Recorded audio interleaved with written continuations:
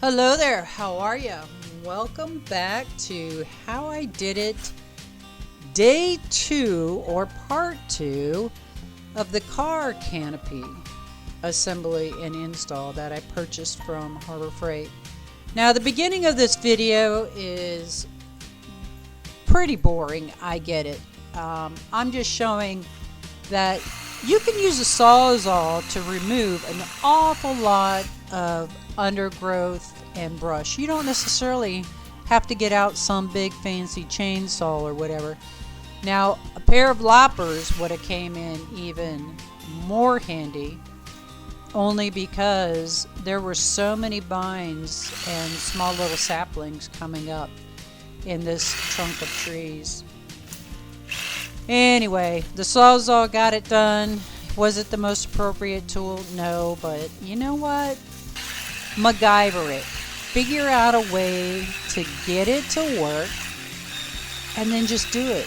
Remember, the worst case scenario on this stuff is you have to hire somebody. So just go for it. Don't be afraid to try. So anyway, yesterday, oh my goodness gracious, it was a hot day. Heat index was 110. Now granted, it was only like 95 to 97 out, but we've had so much rain in Florida that the humidity is much more intense and higher than I can remember in recent years. It was pretty hot yesterday. It was definitely pretty hot. Today, the nice part, we're overcast. It's not calling for rain until, again, late this afternoon. Florida always has an afternoon thunder shower. The thing is, our thunder showers here lately have been starting earlier and lasting much longer.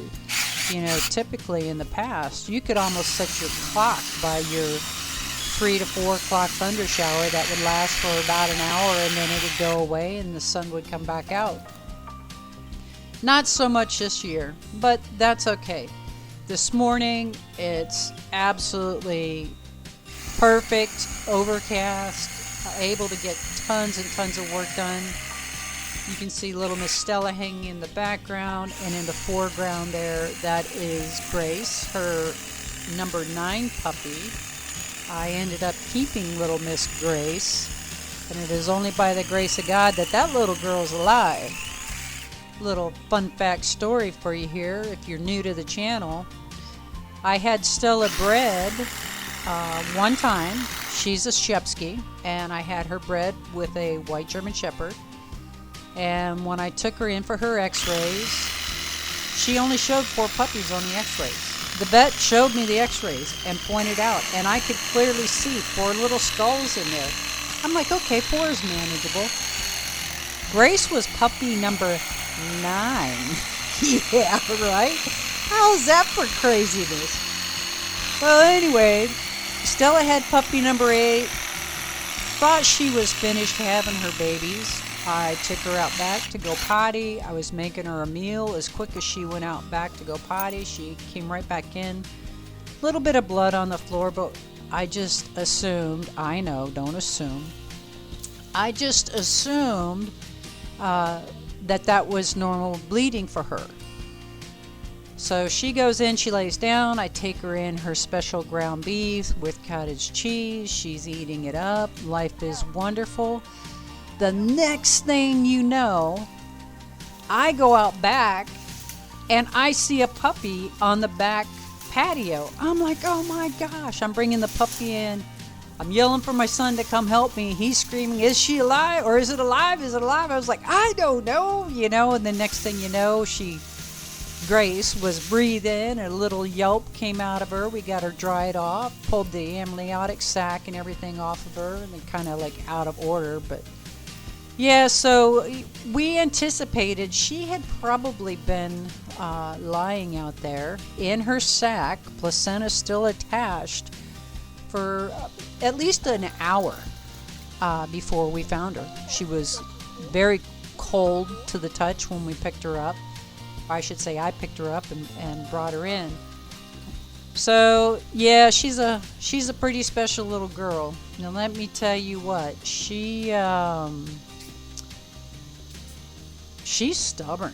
That girl, when you tell her to do something or you're calling her, if she doesn't want to listen, she's just like a little kid.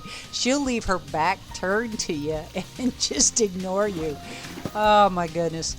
But she's fun and I love her. You know, I wouldn't have it any other way. Stella loves having her around. And then the other pup that you'll see with me once in a while is Bastion. My son actually kept him. And he's going to be a big boy.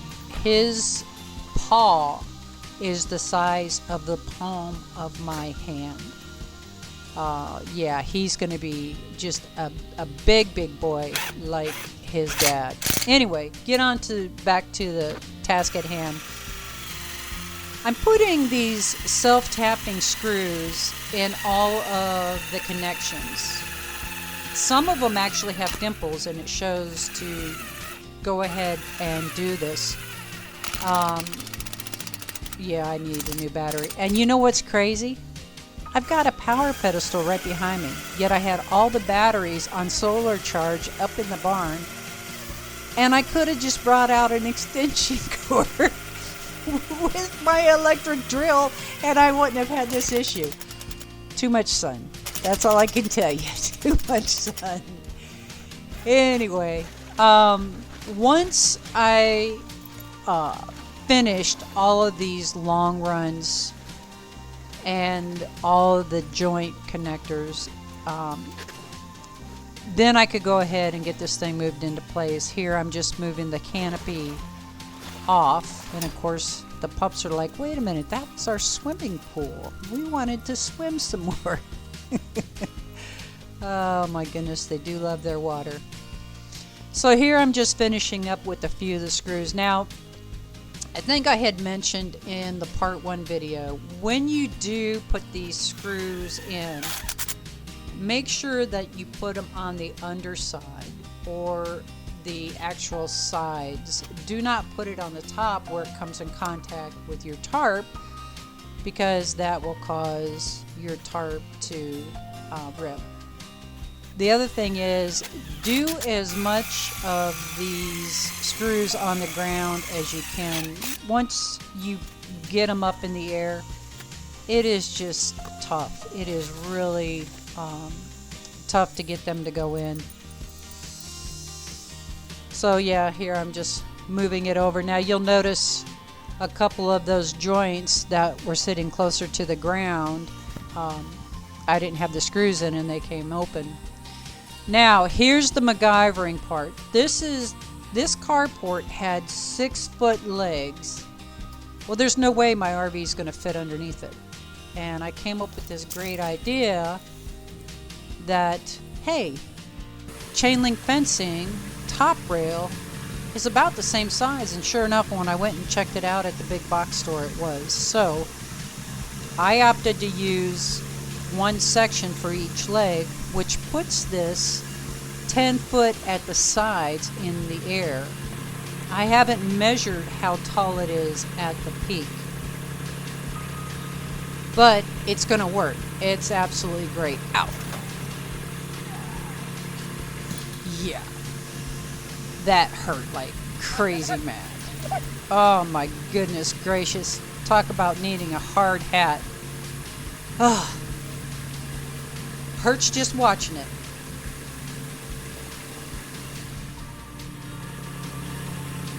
Alright, so I'm back from the break.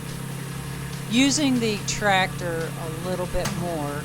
Yeah, it's pretty awkward. I think with the 6-foot legs, one person could easily get this thing put up by themselves. I think it would still be a struggle, but it would be much easier than doing these 10-foot legs. But like I said, as you're going to see here in just a very short period of time, these 10-foot legs make it fantastic to drive your RV underneath. And it's 10 by 20. That's the key, you know. my RV is 21 feet long, so I have a little bit of my hood hanging out. Otherwise, everything else is underneath, out of the direct sunlight and out of the direct rain. You'll get some blowing rain that'll come in on the gable ends, but for the most part, it's definitely going to be protected. The other thing that's nice, having it under that canopy, even though it is under a shade tree as well, it shades it so the sun doesn't heat up that roof surface. So it will make the air conditioning, heating, whatever, that much more efficient.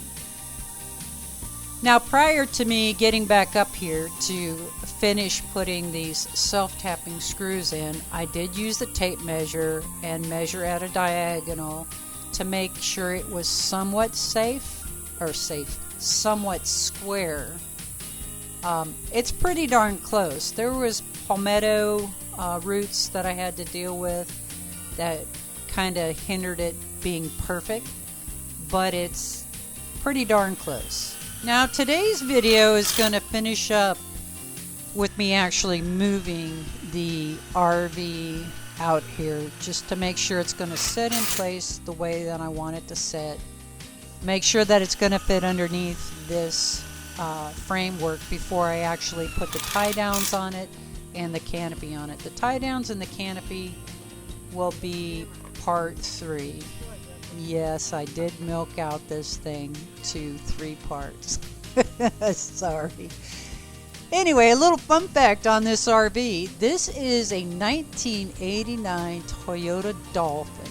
It is 21 feet long. It has a bathroom, a couch, a dining table, and the bunk over area there on the front of it. I took this thing on a 10,000 mile road trip after I retired from the fire department, and I averaged 16 plus or minus miles to the gallon. It was absolutely a wonderful time. What was supposed to be just a few months turned into a little bit over 6 months. But man, did I have a blast.